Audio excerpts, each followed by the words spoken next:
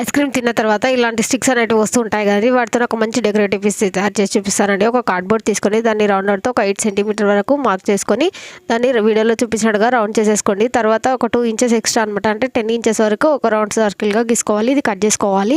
లోపల circle cut చేయొద్దు, only బయట సర్కిల్ మాత్రమే కట్ చేసేసుకోండి. ఇలా 3 సైజెస్లా కట్ చేసుకోండి. నెక్స్ట్ వచ్చేసి మన దగ్గర ఉన్న ఐస్ క్రీమ్ పుల్లలు గమ్ పెట్టి ఫస్ట్ సర్కిల్ లోపల సర్కిల్ చుట్టూ గమ్ పెట్టి స్టిక్ చేసేసుకోండి. తర్వాత వచ్చేసి ఆ రెండింటి మధ్యలో స్పూన్స్లలో మధ్య ఇంకొక లైన్లో స్టిక్ చేసేసుకోవాలన్నమాట. ఫుల్ వీడియో కావాలంటే ఛానల్లో ఉందండి. ఇంకా రెండింటిని కూడా సేమ్ అదే ప్రాసెస్లో స్టిక్ చేసుకున్నాను.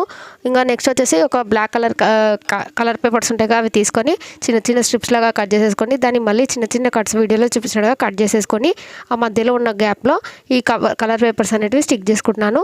ఫుల్గా స్టిక్ చేసుకున్న తర్వాత మళ్ళీ ఎల్లో కలర్ వచ్చేసి ఐస్ క్రీమ్ స్టిక్స్కి మొత్తం అప్లై చేస్తున్నాను. బ్యాక్ సైడ్ అవసరం లేదు, ఓన్లీ ఫ్రంట్ సైడ్ మాత్రమే.